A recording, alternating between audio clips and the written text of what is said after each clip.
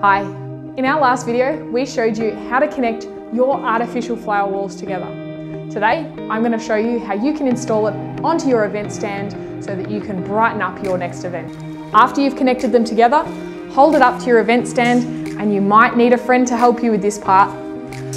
Pop it up, line it up so that you see none of the event stand, and then use a cable tie to connect it together. If you don't have a friend to help you, you can also pop the event stand down flat on the floor and connect it that way.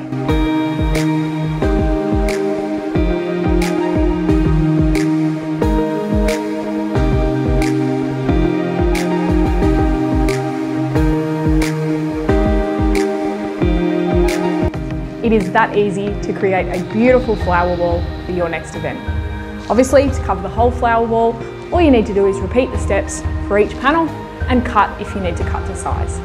Good luck at your next event and have fun!